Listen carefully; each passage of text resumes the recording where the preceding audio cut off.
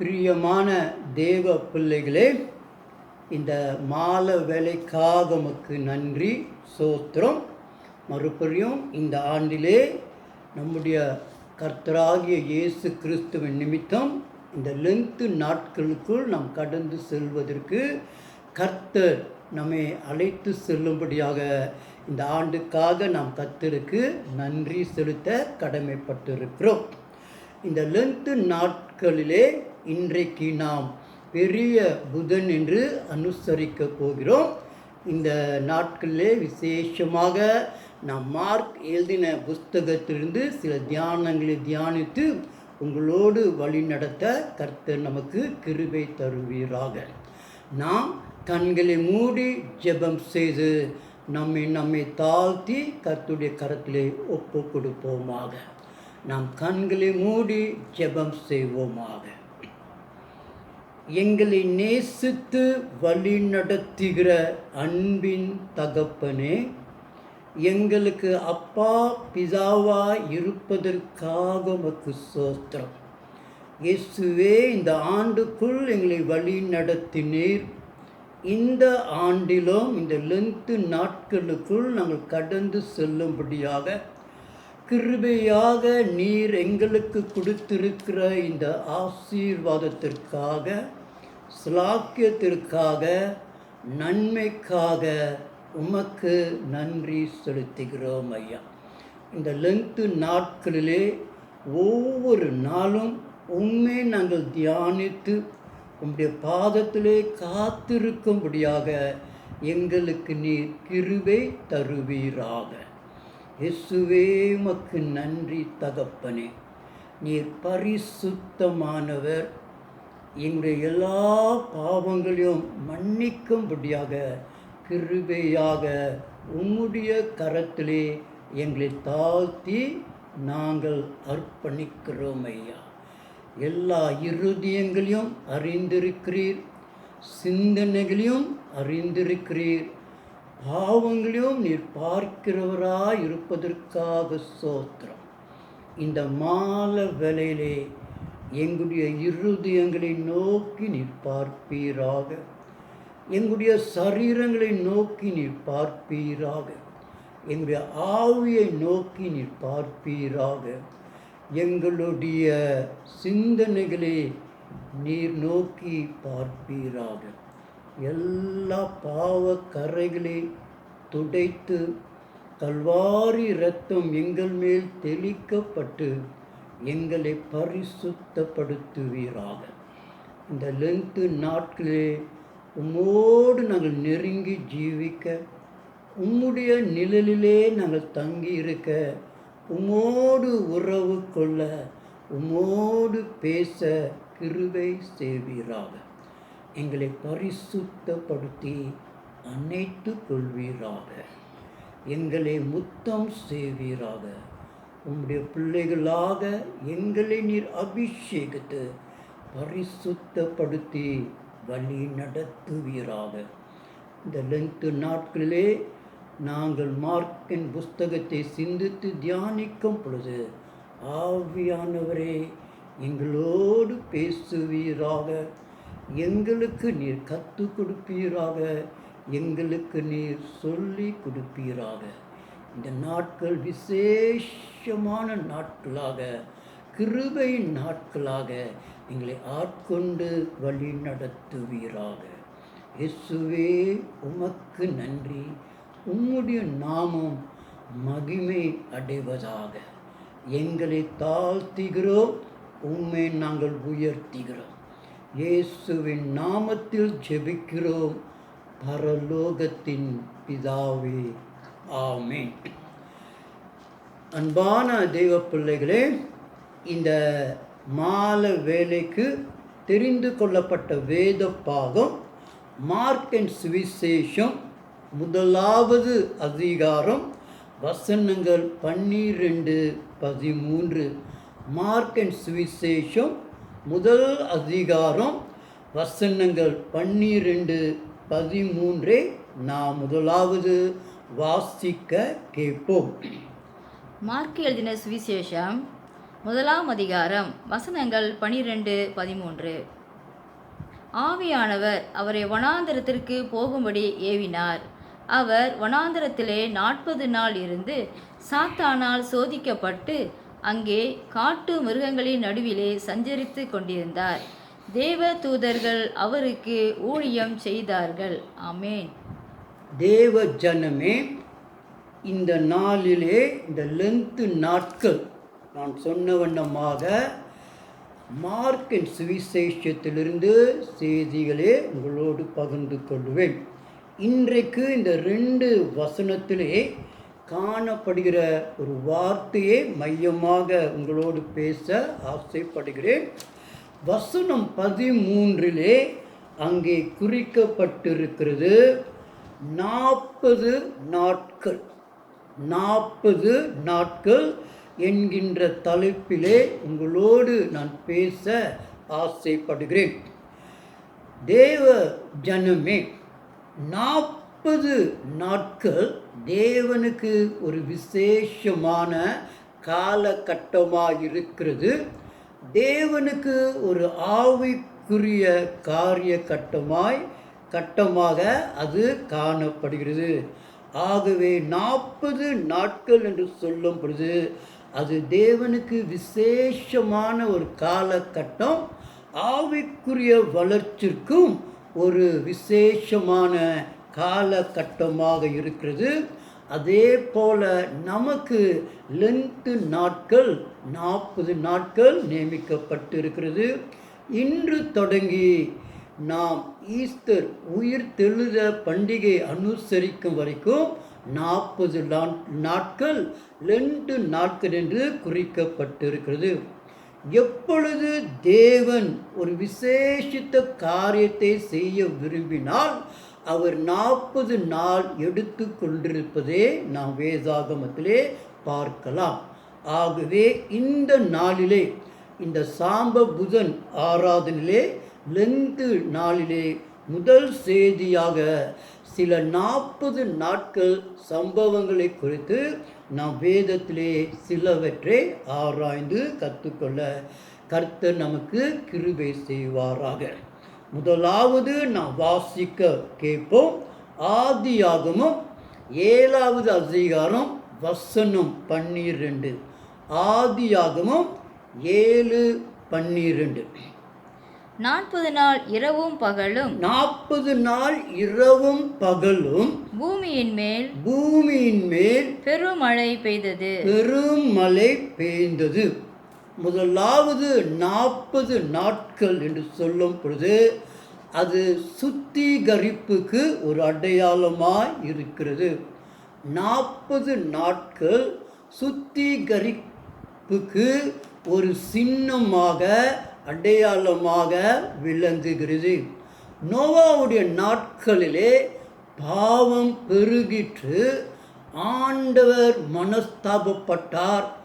ஏன் மனிதனை படைத்தார் என்று மிக வியாகுலப்பட்டார். அவர் உலகத்தை அழிப்பதற்கு, உலகத்தை சுத்தம் செய்வதற்கு, உலகத்தை கழுவுவதற்கு அவர் 40 நாட்களே தெரிந்து கொண்டார். ஆகவே நோவாவுடைய நாட்களிலே ஆண்டவர் 40 நாட்கள் இரவும் பகலும் மழையை பொழிய செய்து உலகத்தை சுத்திகரித்தார். ஒரு புதிய உலகத்தை ஆண்டவர் உருவாக்கினார். ஆகவே ஆண்டவர் நோவா காலத்திலே சுத்திகரிப்பதற்கு, கழுவுவதற்கு, சுத்தம் செய்வதற்கு 40 நாட்களே தெரிந்து கொண்டார். அதே போல இந்த 40 நாட்கள் ஆண்டவர் நம்முடைய வாழ்க்கையை சுத்தம் செய்வதற்கு ஒரு சின்னமாக, அடையாளமாக அமைவதை நாம் பார்க்கலாம். ஆகவே 40 நாட்கள் சுத்திகரிப்பின் நாட்கள் என்று சொல்லி ஒரு சின்னமாக நாம் பார்க்கலாம். My dear friends, today is Ash Wednesday and I am going to speak from Mark chapter 1 verses 12 to 13. And the title is 40 days. God considers 40 days a spiritual spirit of time. Whenever God wants to prepare for His purpose, He took 40 days. Let us look at a few examples. Genesis chapter 7 verse 12, God took 40 days of day and night for the rain to come down and to clean the world. Therefore, 40 days symbolizes cleansing. God took 40 days to clean the world and to renew, to create a new world. Therefore, 40 days indicates days of cleansing. Therefore, these 40 days of Lent will be a day of cleansing for us. ரெண்டாவதாக வாசிக்க நாம் கேட்போம். யாத்திராகமம் 24வது அதிகாரம் வசனம் 18. யாத்திராகமம் 24 வசனம் 18. மோசே மேகத்தின் நடுவிலே பிரவேசித்து மலையின் மேல் ஏறி இரவும் பகலும் 40 நாள் மலையில் இருந்தான். மோசே 40 நாட்கள் இரவும் பகலும் சீனாய் மலையிலே இருந்தான் என்று சொல்லியிருக்கிறதே வாசிக்க நாம் கேட்போம். கர்த்தர் மோசே அழைத்தார். மோசே சீனாய் மலையிலே ஏறி தேவனோடு 40 நாட்கள் இரவும் பகலும் தேவனோடு இருந்தான். முடிவிலே ஆண்டவர் அவனுக்கு 10 கட்டளைகளே மோசேக்கு கர்த்தர் கொடுத்தார். இதை நாம் பார்க்கும் பொழுது 40 நாட்கள் ஒரு பெற்று கொள்ளுகிற ஒரு காலகட்டமாய் காணப்படுகிறது. மோசே எப்படி 40 நாட்கள் தேவனோடு இருந்து தேவனுடைய வாக்கு தத்தத்தை பெற்றுக்கொண்டது போல இந்த 40 நாட்கள் தான் தேவனுடைய வாக்கு தத்தத்தை பெற்றுகிற காலமாய் காணப்படுகிறது. தேவனுடைய கிருபைகளை பெற்றுக்கொள்கிற காலமாய் இருக்கிறது. தேவனுடைய ஆசீர்வாதங்களை பெற்றுக்கொள்கிற காலமாக இருக்கிறது. தேவனோடு சம்பாஷிக்கிற காலமாக இருக்கிறது. தேவனுடைய வசனங்களே, தேவனுடைய சத்தியங்களே, தேவனுடைய மகிமையை பெற்றுக்கொள்கிற காலமாக இருக்கிறது. எப்படி மோசே 40 நாட்கள் மலையிலே இருந்து தேவனுடைய 10 கட்டளைகளை பெற்றுக்கொண்டாரோ அதே போல இந்த 40 நாட்கள் விசேஷித்த அனுகரமான பரலோக தெய்வீக ஆசீர்வாதங்கள், அபிஷேகம், தேவனுடைய பலத்தையும் கிருபையும் பெற்றுக்கொள்வதற்கு இந்த 40 நாட்கள் விசேஷமான 40 நாட்களாக காணப்படுகிறது. மோசே தேவனோடு 40 நாட்கள் காத்திருந்த பிறகு வாக்கு தத்தங்களை பெற்றது போல இந்த 40 நாட்களே நீங்கள் கர்த்தர் உங்களுக்கென்று வைத்திருக்கிற சகல பரலோகத்தின் பொக்கிஷங்களே பெற்றுக்கொள்கிறவர்களாய் காணப்படுவீர்கள். ஆகவே இரண்டாவதாக 40 நாட்கள் என்று சொல்லும் பொழுது அது தேவனிடத்திலே நாம் பெற்றுக்கொள்ளுகிற காலம் என்று சொல்லி நாம் பார்க்கலாம். Secondly, in Exodus chapter 24 verse 18, Moses was with God for 40 days and night in Mount Sinai, and in the end he received the 10 commandments. Therefore 40 days means it's a symbolic sign of receiving. After 40 days, Moses received the 10 commandments. Therefore, in the same similar way, 40 days we can receive God's grace, God's divine blessings, and God's divine promises. Moses waited 40 days before receiving the 10 commandments. In the same way, this Lent season will be 40 days of receiving God's divine grace and favor. மூன்றாவது அன்பான தேவ ஜனமே, 1 Samuel வசனம் 17 வசனம் 16 நாம் பார்ப்போமாக. 1 Samuel 17வது அதிகாரம் வசனம் 16.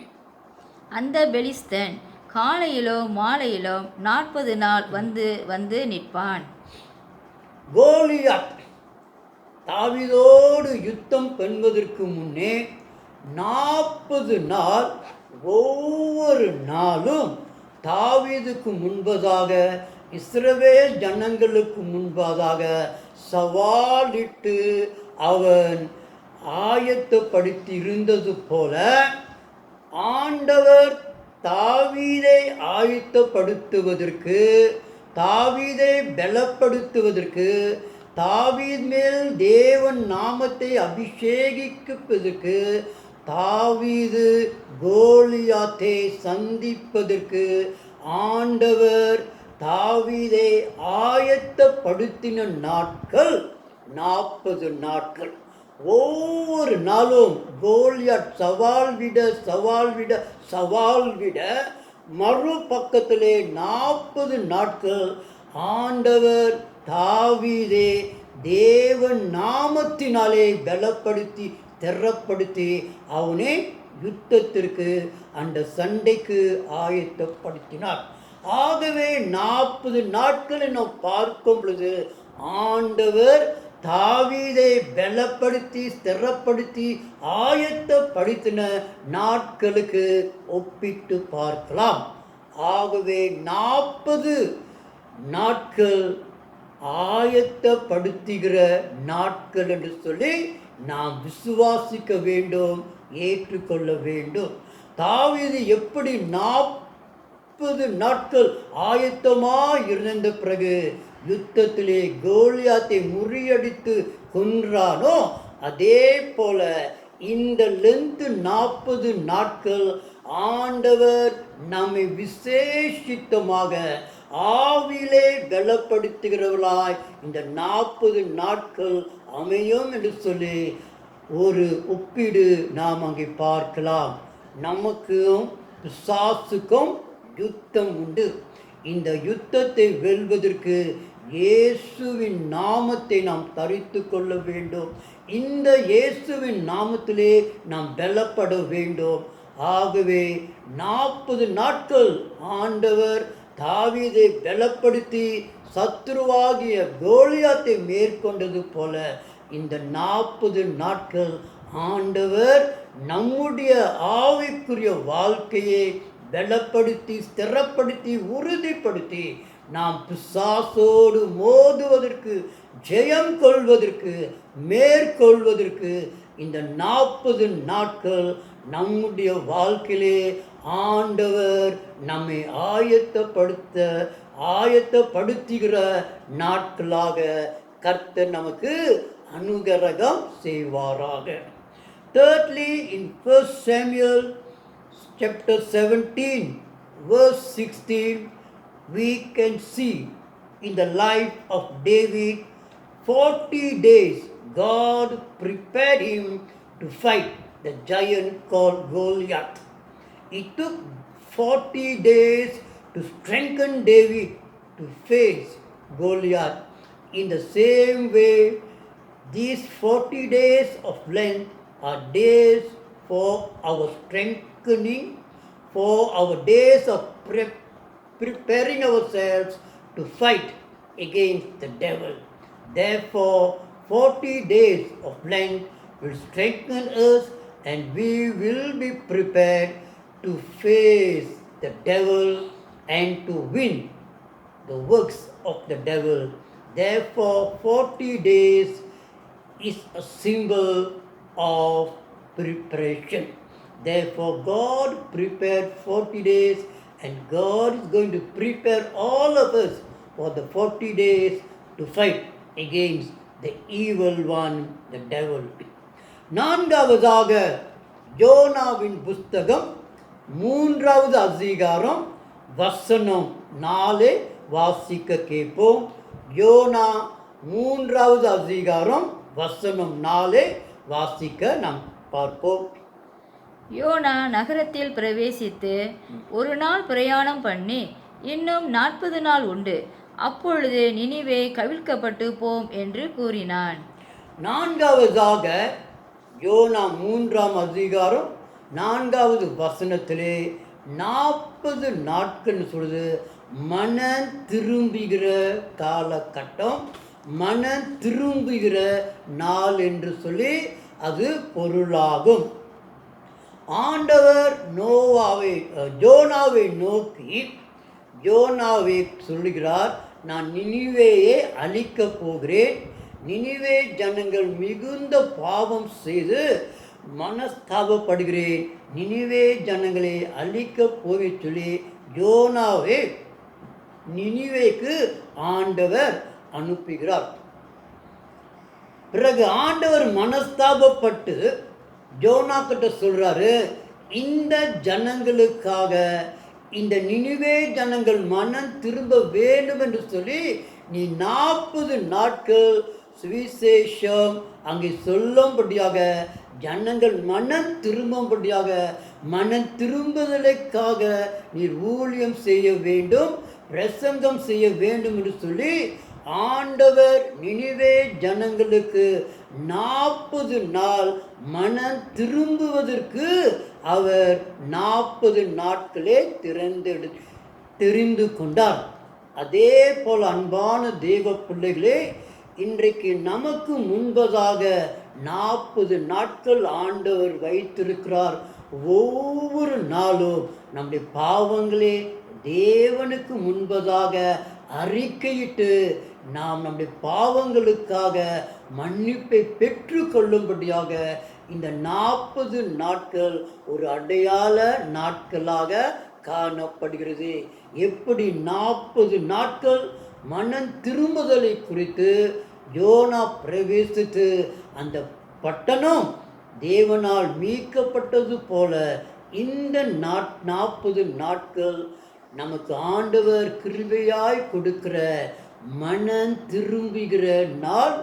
ஒவ்வொரு நாளும் நம்முடைய பாவங்களே நாம் அறிக்கையிட்டு தேவனோடு நெருங்கி ஜீவித்து அவருடைய சமூகத்திலே ஒரு பரிசுத்தத்திற்குள் ஜீவிக்க ஒப்பு கொடுக்கிற நாளாக இருக்கிறது.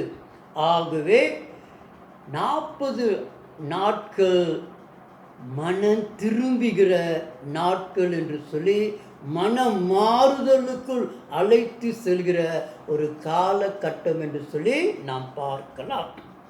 Fourthly, my dear friends, in Jonah chapter 3 verse 4, Jonah took 40 days to preach repentance for the people of Nineveh, and they were saved.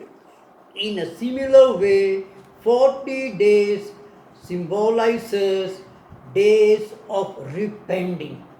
The people of Nineveh, the Ninevites, took 40 days to confess and to repent of their sins.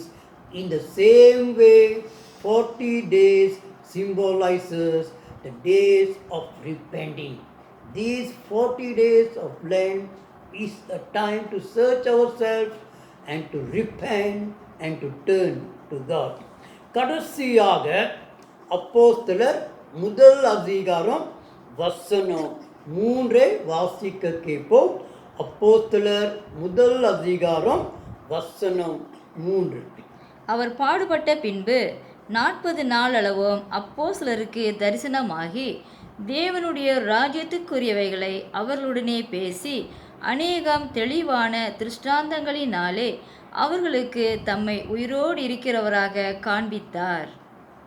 தேவ ஜனமே, 40 நாட்கள் முதலாவது சுத்திகரிப்பின் நாட்கள், இரண்டாவதாக 40 நாட்கள் பெற்று கொள்ளுகிற நாட்கள், மூன்றாவதாக 40 நாட்கள் ஆயத்தப்படுத்துகிற நாட்கள், நான்காவதாக 40 நாட்கள் மன திரும்புகிற நாட்கள், கடைசியாக அப்போஸ்தலர் 1:3 நான் வாசித்து பார்க்கும்போது 40 நாட்கள் கத்து கொடுக்கிற நாட்கள். கத்து கொடுக்கிற நாட்கள்.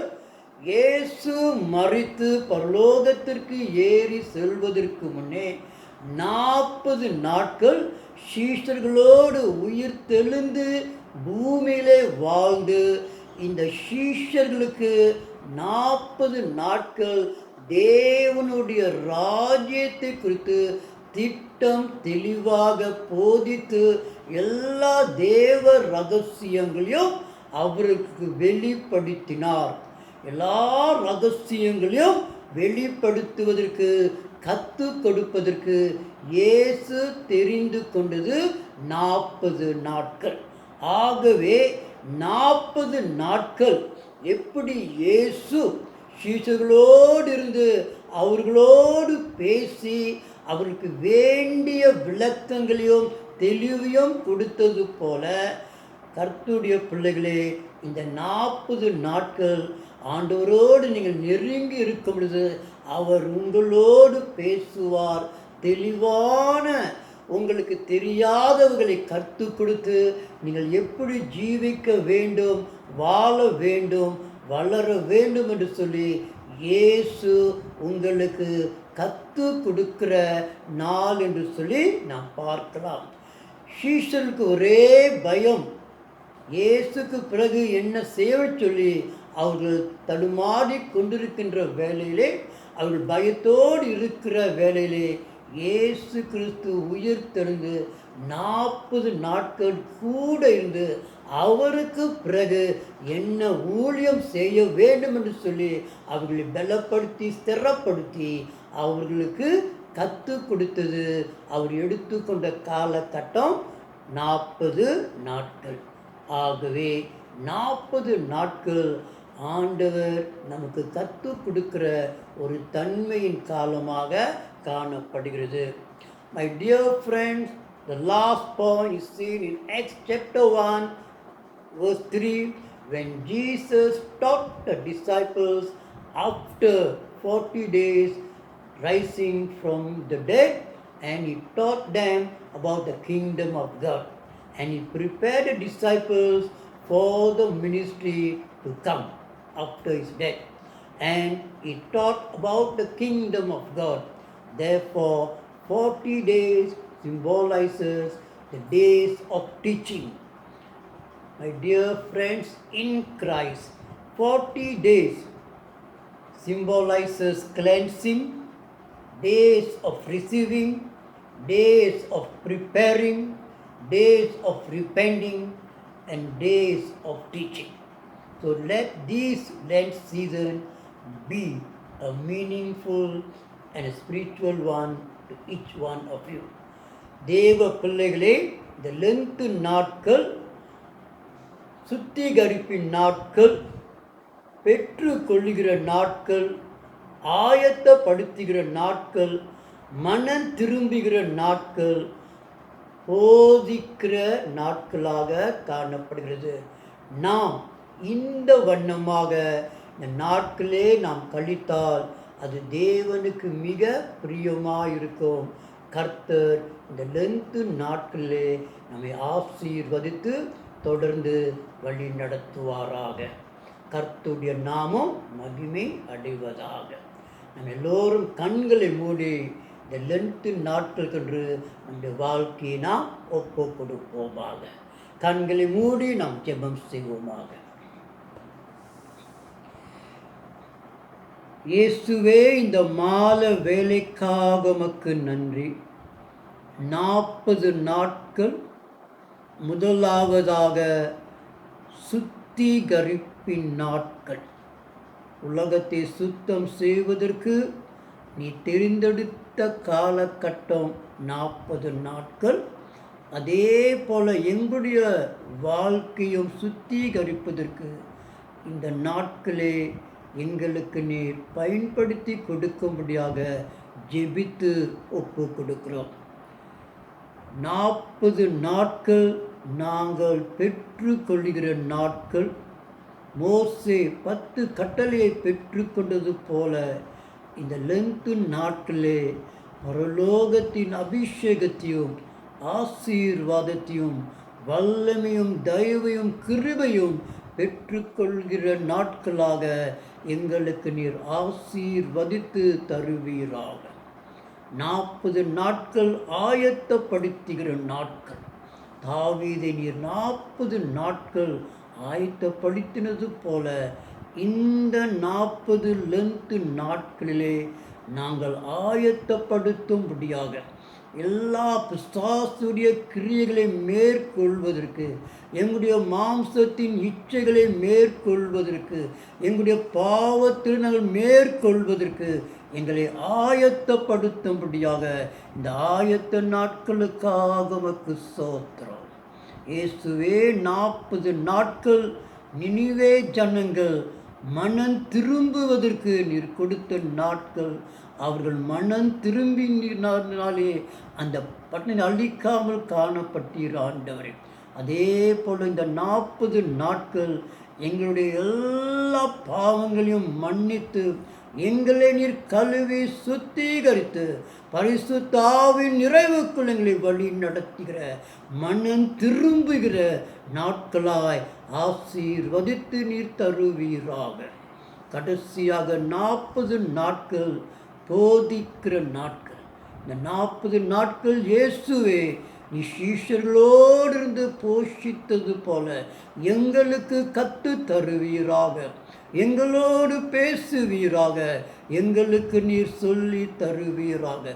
தேவ ராஜ்யத்தை குறித்து, தேவ ராஜ்யத்தின் ரகசியங்களை குறித்து எங்களுக்கு நீர் வெளிப்படுத்துவீராக. உம்முடைய ரகசியங்களை வெளிப்படுத்தி உம்முடைய ஊழியங்களுக்கு எங்களை ஆயத்தப்படுத்துவீராக. எப்படி உம்முடைய மரணத்துக்கு பிறகு சீஷர்கள் ஊழியத்திற்கு ஆயத்தப்படுத்தப்பட்டிருந்தார்களோ அதே போல 40 நாட்கள் இந்த நாட்களுக்கு பிறகு உமக்கென்று ஊழியம் செய்யும்படியாக இந்த 40 நாட்கள் எங்களுக்கு நீர் கற்றுக் கொடுக்கிற ட்ரெயின் பெண்கின்ற நாட்களாய் மாறுவதாக. தகப்பனே, இந்த லென்த்து நாட்களே உம்முடைய கரத்திலே ஒப்பு கொடுக்கிறோம்.